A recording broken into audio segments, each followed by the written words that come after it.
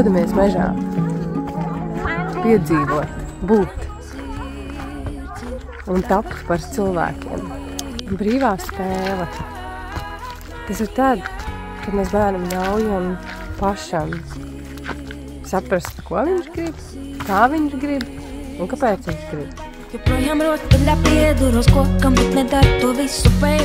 Pirms ejam mežā, katru reizi izrunājam, kā mēs katrs uzvedīsimies. Klusiņi, saucīgi, būsim mierīgi, neplēsīsim, neārdīsim, nedarīsim pāri, būsim uzmanīgi, vērosim, secināsim, pētīsim. Vēroju sauli un sāku kā mālu pati mežā gāju, jo tur ir manas mājas.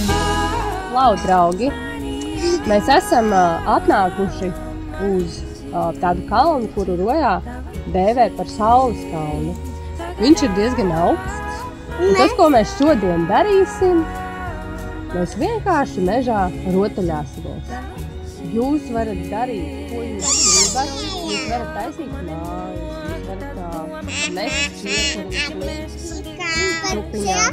Jūs varat skriet pa kalnu. Jūs varat skriet pa kalnu lejā, jūs varat skriet pa kalnu augšā, jūs varat vilkt zarus, likt ar vigvamu taisīt, starp kokiem veidot. Jūs varat darīt visu, arī var pasaukt audzinātāju. Tikai, jā, mēs varam kopā to darīt. Tikai jābūt ar ļoti uzmanīgiem un klusiņiem.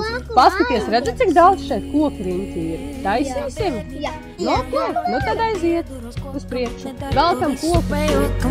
Kamas apskauj stumbu un dodu tambu, čakā traukam, bet vienlāci klāt manu nostaci, manu brīnumu pamanī, to mīlumu tīrumu. Darbojas un iesaistās visi. Mierīgi, radoši, nes, veļ, būvē un ceļ. Meklē risinājumus, ja nepieciešams risināt grūtības. Ar šādiem dabiskiem procesiem mēs mācāmies savas rītdienas attieksmi, uzvedību un būšanu šajā pasaulē.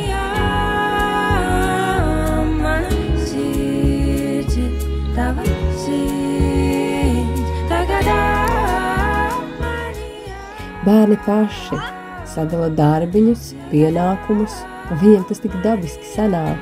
Skolotājs vēro un iesaistas tikai tad, kad tas ir nepieciešams.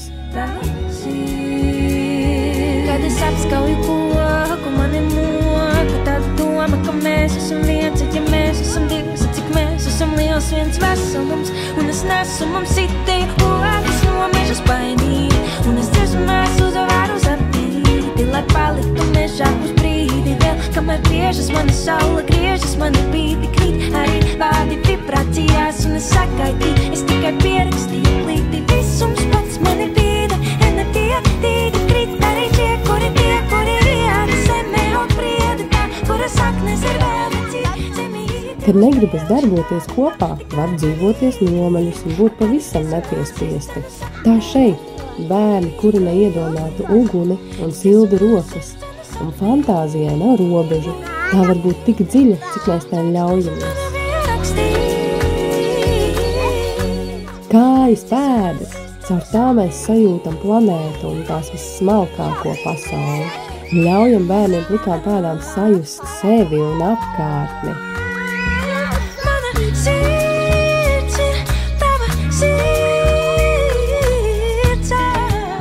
Kad radošajos procesos iezogas garlaicība, bērni paši izdomā, kā procesu atkal padarīt aizraujošu. Tā šeit bērni iepazīst fiziku, un noteikti viņiem netiks dotas definīcijas par zemes pievilkšanās spēku, bet tiks apbalvoti ar skolotājas uzmanību par ģeniālu domu no zara izveidot šūpoles un veikt eksperimentus. Šajā vecumā pieaugušā atzinība mazajam cilvēkbērnam ir īpaši svarīga. Tā iedod pārliecību un aktivizē iekšējos radošuma procesus. Mani nepazīstamu bēgu no tā dziļāk mežā, es klīzdama, protams, ka manā sirsniņā sapes nezēlas krājās. Kad sāka mani drāmas, bet es vēroju sauli un sāku kā mālu pati mežā gāju, jo tur ir manas mājas.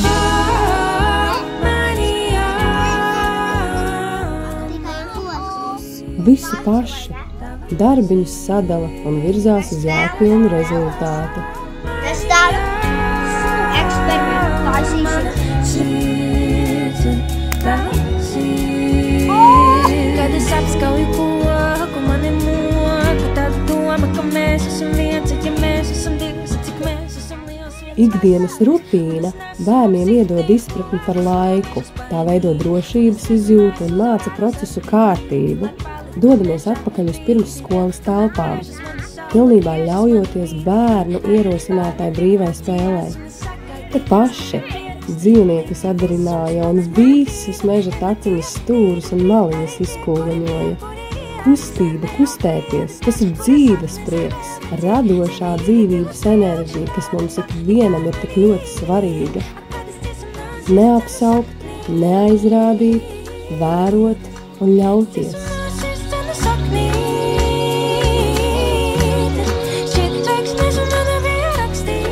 Mēs varam iedot bērniem lielas lietas, ja viņi nespēja satvert, sajust, notvert tās mazās lietas.